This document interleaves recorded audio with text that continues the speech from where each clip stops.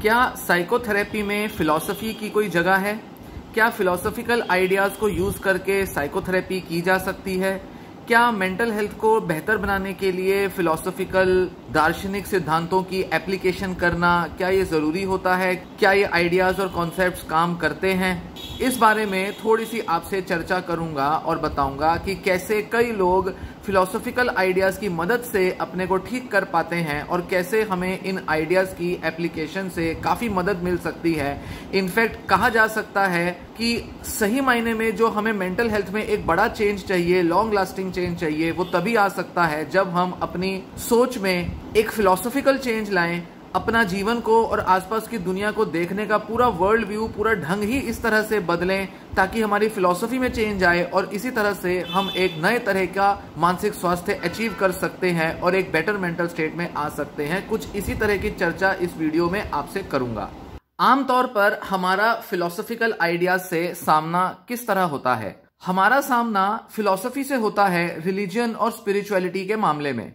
आमतौर पर खासकर कि हिंदुस्तान जैसे देश में जहां हर जगह धर्म का ही प्रचार होता रहता है, धर्म की बड़ी बड़ी बातें होती रहती हैं, यूट्यूब पर भी आप बहुत सारे आध्यात्मिक गुरुओं को सुनते हैं, तो ये सारी जो चर्चाएं हैं ये फिलॉसफिकल और काफी स्पिरिचुअल लेवल की होती हैं। हालांकि अगर हम रिलीजन स्पिरिचुअलिटी की बात करें तो यहाँ गॉड या कोई डिवाइन पावर की बात आ जाती है। पर जितनी भी ये चर्चाएं होती हैं, चाहे वो कर्म के सिद्धांत की चर्चा हो, चाहे वो मूल्यों की, मोरल वैल्यूज और एथिक्स की बात हो, सब जगह आप पाएंगे कि अपने बिहेवियर को, अपने रिलेशनशिप्स को इंप्रूव करने के लिए कुछ मोरल्स और कुछ स्पिरिचुअल आइडियाज पर ही बात की जाती है। तो कहीं ना कहीं तो हम सब फेमिलियर होते हैं स्पिरिचुअल या कुछ फिलोसॉफिकल प्रिंसिपल्स से, और बचपन से ही हमारे को लाइफ के अलग अलग एरियाज को गाइड करने के लिए, स्पिरिचुअलिटी का सहारा लेने के लिए काफी मोटिवेट किया जाता है और घर परिवार पड़ोस में कहीं ना कोई धार्मिक क्रियाएं चल ही रही होती हैं। कुछ ना कुछ तरीके से सब लोग स्पिरिचुअली या रिलीजियसली इन्वॉल्व हो ही जाते हैं। तो जैसे तैसे करके हर किसी की लाइफ में स्पिरिचुअल इन्फ्लुएंस होती जरूर है। और जैसे जैसे बड़े होते हैं तो या तो कोई इंसान इन रिलीजियस और स्पिरिचुअल आइडियाज को लेकर बहुत ज्यादा ऑब्सेस्ड हो सकता है, बहुत ज्यादा इनको अपनाने की कोशिश करता है जिससे कि हम अपनी लाइफ को एक डायरेक्शन दें, या अलग अलग लाइफ के एरियाज इंडिपेंडेंटली तो चलते हैं पर फिर भी थोड़ी बहुत रिलीजियस एक्टिविटीज एक इंसान करता रहता है, जहां बहुत ज्यादा वो ऑब्सेस्ड तो नहीं होते रिलीजियोसिटी से, पर फिर भी रिलीजन और गॉड में फेथ उनके लाइफ का पार्ट होता है। अब जैसा कि हिंदुस्तान में भी देखा जाता है कि साइकोथेरेपीज को लेकर क्योंकि बहुत ज्यादा अवेयरनेस नहीं है, बहुत ज्यादा मोटिवेशन नहीं है, कन्विक्शन नहीं है, थोड़ा बहुत यूट्यूब की मदद से कन्विक्शन आ तो रहा है पर यह भी कोई फुल फ्लेज्ड कन्विक्शन नहीं है, इसमें भी बहुत डाउट रहते हैं और साइकोथेरेपी की हर चीज को हम अपने हिसाब से कोई मीनिंग देने की कोशिश करते हैं और पाते हैं कि घूम फिर कर सारी चीजें तो या तो बुद्धिस्ट नेचर की हैं या फिर वो हिंदू फिलॉसफी में दी हैं। हर कोई अपने धर्म में, अपनी फिलॉसफी में साइकोथेरेपी के आइडियाज और उसकी टेक्निक्स को इंटरप्रेट करने की कोशिश करता है। इसीलिए साइकोथेरेपी, जो कि सिर्फ मेंटल हेल्थ के ट्रीटमेंट के लिए डिजाइन की गई है, जो कि हमारे लाइफ को बेटर बनाने के लिए, हमारे मेंटल पीस को अचीव करने के लिए डिजाइन की गई है, उसको भी हम रिलीजन के दायरे से देखने लगते हैं, या ये कहें कि रिलीजियस और स्पिरिचुअल आइडियाज की सुप्रीमेसी, उनके वर्चस्व को ज्यादा देखने की कोशिश करते हैं। और यही वजह होती है कि कई बार इस कंपैरिजन की वजह से हम साइकोथेरेपी की टेक्निक्स और आइडियाज को पूरी अहमियत नहीं दे पाते, और जब तक हम कन्विंस्ड नहीं रहेंगे तब तक हम उसे समझेंगे नहीं, तब तक हम उसके फायदे देख नहीं पाएंगे। इसीलिए कई लोगों पर साइकोथेरेपी काम नहीं कर पाती। अब जहां तक बात आती है फिलॉसफी की, जिसे हम आमतौर पर वेस्टर्न फिलॉसफी कह सकते हैं, पर यहां मैं केवल वेस्टर्न फिलॉसफी की नहीं, ओवरऑल फिलॉसफिकल अप्रोच की बात करूंगा कि कैसे कई लोग अपनी लाइफ को, अपने मेंटल हेल्थ को बेहतर बनाने के लिए फिलॉसफिकल आइडियाज को काफी एक्टिवली यूज करते हैं, और कौन से ऐसे 3-4 टाइप के मोटे तौर पर ऐसे कुछ फिलॉसफिकल कॉन्सेप्ट्स हैं जिनकी मदद से मेंटल हेल्थ को बेहतर किया जाता है और जिसे साइकोथेरेपिस्ट भी काफी रिकमेंड करते हैं, या ये कहे कि साइकोथेरेपी ने उन कुछ आइडियाज और कॉन्सेप्ट्स को नए तरह से मॉडिफाई करके मेंटल हेल्थ के वेलबींग के लिए उनकी एप्लीकेशंस को डेवलप किया है। आपने कॉमनली सुना होगा कॉग्निटिव बिहेवियर थेरेपी के बारे में, रैशनल इमोटिव बिहेवियर थेरेपी के बारे में, या फिर एक्सेप्टेंस कमिटमेंट थेरेपी के बारे में। एक फिलोसॉफिकल स्कूल होता है जिसे कहते हैं स्टोइसिज्म। सीबीटी के ज्यादातर सिद्धांत, जैसे कि हमें अपनी रैशनल थॉट्स डेवलप करनी है, सिचुएशंस के अंदर हम इररेशनल इमोशनल किस तरह से होते हैं, कैसे बायस्ड होते हैं, कैसे अपनी एजम्पशंस बना लेते हैं,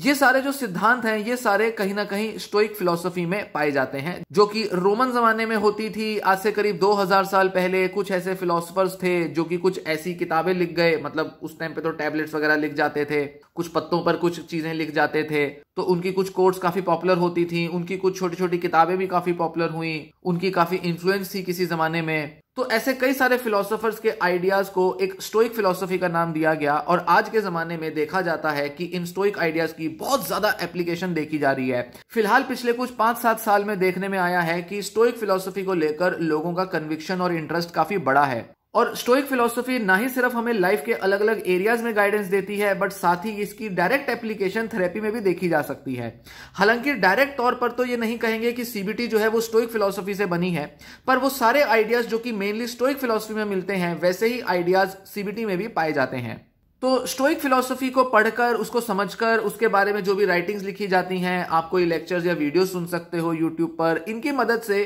काफी अच्छी गाइडेंस और काफी अच्छी हेल्प मेंटल हेल्थ को बेहतर करने में मिल सकती है, और बहुत से लोग इस तरह की एप्लीकेशंस का इस्तेमाल कर भी रहे हैं। फिर इसके बाद एक एग्जिस्टेंशियल फिलॉसफी होती है, या एक स्कूल ऑफ फिलॉसफी होता है फेनोमेनोलॉजी। इसके भी काफी सारे सिद्धांतों की एप्लीकेशन साइकोथेरेपीज में देखी गई है। एग्जिस्टेंशियल फिलॉसफी फोकस करती है लाइफ के मीनिंग और पर्पस पर, कि हमारे अस्तित्व का पर्पस क्या है, लक्ष्य क्या है, हम क्यों इस दुनिया में आए हैं, किस लिए जी रहे हैं, क्या हासिल होगा हमें ये जिंदगी से, क्या हम करना चाहते हैं, हमारी इच्छाएं हमें कहां ले जा रही हैं, हम जिंदगी से चाहते क्या हैं, क्या हम मेटेरियलिस्टिक चीजों की तरफ बढ़ते रहें या हम किसी स्पिरिचुअल और कुछ बहुत ही सिंपल लाइफ अपनाने की तरफ आगे बढ़े। तो देख सकते हैं कि इस तरह के आइडियाज स्पिरिचुअलिटी में तो काफी कॉमन है, मतलब आप गुरुओं को सुनते होंगे, उनके आइडियाज में आपको काफी सारी ये चर्चाएं मिलेंगी जो कि एग्जिस्टेंशियल फिलॉसफी में देखी जाती हैं। कई पेशेंट्स होते हैं जो कि अपने लाइफ में किसी ऐसे एग्जिस्टेंशियल क्राइसिस से गुजर रहे होते हैं जहां उनके जीवन में ऐसे सवाल खड़े हो जाते हैं जहां उनके लिए जरूरी होता है कि किसी तरह से हमें उन सवालों के जवाब मिले, तभी हम अपनी लाइफ में आगे बढ़ेंगे, तभी हमारा मेंटल हेल्थ अच्छा होगा।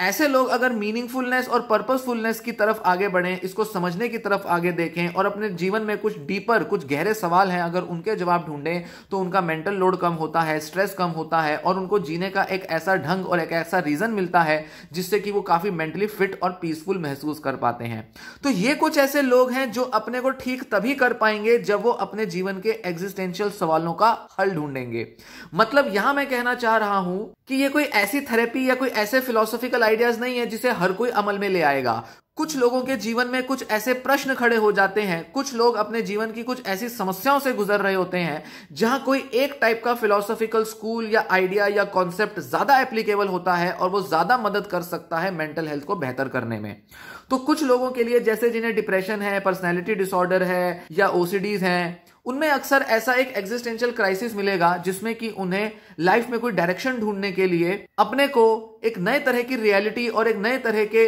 फिलॉसफी में ढालना होता है जिससे कि वो अपने मेंटल हेल्थ को बेहतर कर पाए। ऐसे में भले ही मेंटल डिसऑर्डर पूरी तरह से जाए या ना जाए, फिर भी ये लोग अपने लाइफ को काफी मीनिंगफुल बना देते हैं। इस तरह की फिलोसफिकल अप्रोच पर acceptance and commitment therapy based होती है। डायलेक्टिकल बिहेवियर थेरेपी में भी काफी टेक्निक्स इसी पर बेस्ड होती हैं। साथ ही कई ह्यूमनिस्टिक थेरेपीज हैं, क्लाइंट सेंटर्ड थेरेपीज जिनको कहते हैं, वो भी कहीं ना कहीं इन्हीं सिद्धांतों पर आधारित होती हैं। मतलब जब आप ये इस टाइप की थेरेपीज लेते हो तो आपको ज्यादातर जो काम है खुद पर वो काफी फिलोसॉफिकल और एग्जिस्टेंशियल फिलोसफी के लेवल का करना पड़ता है। साथ ही जैसे बात करी फिनोमेनोलॉजी की, यहां पर सारी प्राथमिकता, इंपॉर्टेंस जो दी जाती है वो अपने सब्जेक्टिव एक्सपीरियंस को दी जाती है। मेरे मन में क्या चल रहा है और बाहर की दुनिया में क्या चल रहा है, इसमें एक बहुत बड़ा फर्क है, बहुत बड़ा फासला है। मैं अपने मन में बाहर की दुनिया की क्या रिप्रेजेंटेशन क्रिएट करता हूं, ये टोटली मेरा पर्सनल मामला है। साथ ही मेरी जो अवेयरनेस है, मेरा जो बीइंग है, मेरा जो अस्तित्व है, वो प्रेजेंट मोमेंट में किस तरह से स्थापित किया जा सकता है, कैसे उसकी प्रेजेंट में एक वैल्यू ढूंढी जा सकती है, कैसे मुझे प्रेजेंट मोमेंट में ही फोकस करना है, इसके बारे में काफी सारे आइडियाज और कॉन्सेप्ट्स फेनोमेनोलॉजी स्कूल में सजेस्ट किए गए हैं। बड़े सारे फिलोसफर्स ने बहुत सारी किताबें लिखी हैं, बहुत पॉपुलर स्कूल है ये, और इसकी एप्लीकेशन डायरेक्ट और इनडायरेक्ट तौर पर साइकोथेरेपीज में देखी जाती है। क्योंकि मेंटल डिसऑर्डर्स में एक इंसान की आदत हो जाती है कि वो पास्ट में जीता है, फ्यूचर को लेकर चिंता करता है, इसलिए प्रेजेंट मोमेंट में अपनी अवेयरनेस को बढ़ाने के लिए, जिसमें मेडिटेशन, माइंडफुलनेस वगैरह का भी रोल होता है, हालांकि यहां मैं उनकी बात नहीं कर रहा, पर कहीं ना कहीं फिलोसॉफिकली वो फेनोमेनोलॉजी से कनेक्टेड हैं वो आइडियाज। पर इस तरह के कुछ आइडियाज की मदद से जब हम प्रेजेंट में अपने फोकस और अपनी अटेंशन को बनाने पर ध्यान देते हैं, और जब कुछ लोगों के लाइफ का पूरा सवाल ही ये हो जाता है कि कैसे उन्हें प्रेजेंट में जीने की आदत डालनी है, तो यहाँ फिनोमेनोलॉजिकल स्कूल की एप्लीकेशंस देखी जा सकती हैं। खासकर कि जैसे कई ADHD के पेशेंट्स, कई तरह के पर्सनैलिटी डिसऑर्डर के पेशेंट्स या कुछ डिप्रेशन, एंजाइटी, OCD के पेशेंट्स के लिए ये स्कूल की एप्लीकेशंस काफी इंपॉर्टेंट हैं। फिर एक और फिलोसॉफिकल आइडिया आता है एरिस्टोटलियन वर्च्यूज या एथिक्स, और साथ ही कुछ रिलीजियस फिलॉसफीज और स्पिरिचुअल प्रिंसिपल्स। जैसा मैंने वीडियो के शुरू में बात की, यहां भी हम वही चीज करते हैं कि हम लाइफ को कोई डायरेक्शन देने के लिए, लाइफ के अंदर एक वैल्यू ढूंढने के लिए वर्च्यूज, अपनी वैल्यूज पर फोकस करते हैं। एक्सेप्टेंस कमिटमेंट थेरेपी का ये पार्ट है, और भी काफी सारे ह्यूमैनिस्टिक थेरेपीज में इस तरह की अप्रोचेस पर काम किया जाता है। इसमें हमारा सारा फोकस होता है कि लाइफ में जो भी चीज हम वैल्यू करते हैं, जिस चीज से हम अपने अंदर एक वर्च्यू को बढ़ा सकते हैं, हम ज्यादा एथिकल हो सकते हैं, जिनसे हमारी लाइफ में मीनिंग भी आता है, उन चीजों पर कैसे फोकस करें ताकि हम मेंटल स्ट्रेस को कम कर सके। इस तरह के फिलोसॉफिकल कॉन्सेप्ट्स उन लोगों पर एप्लीकेबल होते हैं जो क्रोनिक मेंटल हेल्थ इश्यूज से डील कर रहे हैं, क्योंकि वहां उनको काफी लंबे समय तक बीमारियों से जूझते रहना है। ऐसे में सबसे अच्छा लाइफ में अगर प्रोडक्टिविटी या मीनिंग अगर ऐड किया जा सकता है, तो वो तभी हो सकता है जब हम अपने वैल्यूज और अपने वर्च्यूज के हिसाब से अपने जीवन को बिताना शुरू करें। हम क्या चीज वैल्यू करते हैं, क्या फैमिली को ज्यादा वैल्यू देते हैं, क्या पैसे को वैल्यू देते हैं, क्या हम लाइफ में नेचर और स्पिरिचुअलिटी को ज्यादा वैल्यू देते हैं, या हम अपने काम को, अपने हॉबीज को, अपने फ्रेंड्स को, या लाइफ में कोई और हमारा सोशल वर्क करना है उसको हम ज्यादा वैल्यू देते हैं। जिस भी चीज को हम वैल्यू देते हैं, अगर हम उसमें ज्यादा इन्वॉल्व होंगे तो ऐसे में हमारे मेंटल हेल्थ बेटर होगी। अब इसी के साथ एक और फिलोसॉफिकल स्कूल है जिसे कहते हैं पोस्ट मॉडर्निज्म। इस तरह का स्कूल फोकस करता है कि कैसे हम अपने जिंदगी की अलग अलग नरेटिव, अलग अलग कहानियां बनाते हैं। हमारे लाइफ को, खुद को देखने का कोई एक नजरिया नहीं होता, हम अलग अलग आउटलुक, अलग अलग व्यू पॉइंट्स अपना सकते हैं, और सभी व्यू पॉइंट्स, सभी आउटलुक अपने में सही होते हैं। हम अपने जीवन को अगर नेगेटिव तरीके से देखेंगे तो हमें हर चीज बड़ी नेगेटिव दिखाई देगी, और अगर हम अपने लाइफ का एक ऑल्टरनेटिव व्यू लेंगे, जहां हम मान लीजिए ये देखते हैं कि कैसे हमारे साथ क्या क्या अच्छा हुआ, जैसे कि जिन लोगों को कहा जाता है कि ग्रेटिट्यूड डायरीज मेंटेन करो, ग्रेटिट्यूड एक्सरसाइज करो, उनको क्यों ये कहा जाता है? ताकि वो अपने लाइफ में ये देख सकें कि उनके साथ क्या क्या अच्छा हुआ है और किन किन वजहों से उनके जीवन में कुछ बेहतरी हुई है, ताकि वो उन चीजों के लिए एक धन्यवाद व्यक्त कर सकें, एक थैंकफुलनेस रख सकें, और इस तरह से एक पॉजिटिविटी आती है और लाइफ सिर्फ नेगेटिव नहीं लगती। वहीं एक डिप्रेशन और एंजाइटी का पेशेंट, अक्सर यह हो सकता है कि वो अपने लाइफ की सारी नेगेटिव चीजों को माइंड में रिकलेक्ट करके रखता है और बहुत सारी शिकायतों से भरा रहता है। तो हमारा अपने लाइफ को देखने का अलग अलग नैरेटिव हो सकता है। एक तरफ एक तरह का इंसान फोकस करेगा, लाइफ में सब कुछ नेगेटिव, बुरा और शिकायतों से भरा दिखाई देगा। वहीं दूसरी तरफ हम जीवन में देखेंगे तो अलग अलग तार जुड़ सकते हैं, जिससे कि हम लाइफ का एक अलग मीनिंग निकाल सकते हैं। ये ग्रेटिट्यूड और ब्लेसिंग और पॉजिटिविटी का एक नजरिया दिया, पर एक्चुअल में हम किसी भी अपने लाइफ के सर्कमस्टेंसेस, कैसे हमारे लाइफ के अलग अलग इवेंट्स आपस में शेप हुए हैं, इसका एक बिल्कुल अलग नैरेटिव बना सकते हैं। हर इंसान चाहे तो अपने लाइफ की कई अलग अलग स्टोरीज लिख सकता है, तो इस पर बेस्ड होती हैं नैरेटिव थेरेपीज। इस तरह की थेरेपीज पर्सनैलिटी डिसऑर्डर्स में, ट्रॉमा के पेशेंट्स में बहुत हेल्पफुल होती हैं। जिन लोगों को अपने लाइफ में किसी तरह का ट्रॉमा एक्सपीरियंस हुआ होता है, अक्सर उनके लाइफ का पूरा रेफरेंस पॉइंट चेंज हो जाता है और वो उस ट्रॉमा की वजह से पाते हैं कि लाइफ में अब कुछ भी अच्छा हो नहीं रहा। उनका सारा जो फोकस है लाइफ में, वो बस इसी चीज पर आ जाता है कि कैसे उनके जीवन में सब कुछ बुरा हो रहा है, क्योंकि उन्होंने वो ट्रॉमा एक्सपीरियंस किया था। चाहे वो बचपन में कोई चाइल्ड अब्यूज फेस किया हो, चाहे किसी तरह की बुलिंग हुई हो, चाहे कोई सेक्सुअल क्राइम हुआ गया हो, किसी भी तरह का ऐसी कोई प्रॉब्लम या ट्रॉमा जो उन्होंने फेस की, उन्हें लगता है कि अब उनकी पूरी लाइफ जो है वो उस ट्रॉमा के ही बाद उससे शेप हो चुकी है।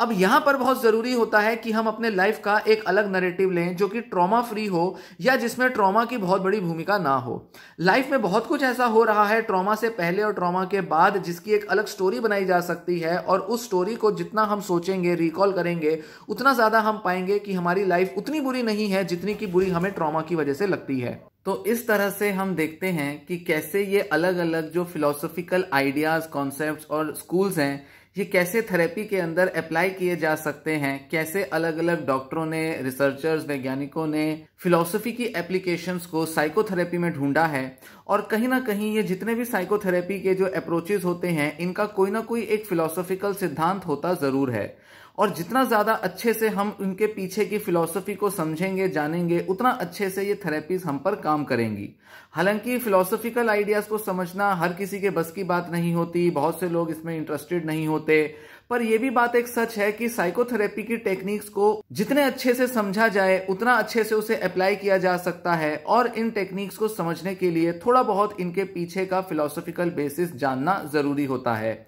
इसीलिए जो लोग सिर्फ टेक्निक लगाते हैं, या तो उन्हें लगता है कि ये तो बड़ी ही आम सी बातें हैं, ये तो हमने बहुत सुन रखा है, बस विचारों को ही बदलना है, थॉट बदलनी है। पर जब उसके गहराई में उसके पीछे के सिद्धांत नहीं समझते कि कैसे एक्चुअल में इन टेक्निक्स को लगाकर हमारा मन, हमारा मस्तिष्क और हमारे मेंटल स्टेट बदलेंगे, कैसे हमारी मेंटल हेल्थ इंप्रूव होगी, जब वो ये नहीं समझते तभी उन पर ज्यादा ये थेरेपीज काम भी नहीं करती। इसीलिए अपने अंदर थेरेपी को लेकर, टेक्निक्स को लेकर कन्विक्शन लाने के लिए जरूरी होता है कि हम थोड़ा सा फिलोसॉफिकल बेसिस समझें जो भी थेरेपीज के बारे में बताया जाता है। साथ ही जैसे कि बताया कि अलग अलग फिलोसॉफिकल स्कूल्स अलग अलग तरह से साइकोथेरेपी के आइडियाज और टेक्निक्स को शेप करते हैं, हम ये भी देख सकते हैं कि कैसे अलग अलग प्रॉब्लम्स, अलग अलग डिसऑर्डर्स को अलग अलग थेरेपीज की मदद से दूर किया जाता है। और अलग अलग डिसऑर्डर्स को ठीक करने के लिए उनके पीछे का फिलोसॉफिकल बेसिस भी काफी अलग होता है। जहां एक तरफ डिप्रेशन की बीमारी एग्जिस्टेंशियल या काफी कॉग्निटिव बिहेवियरल नेचर की हो सकती है, वहीं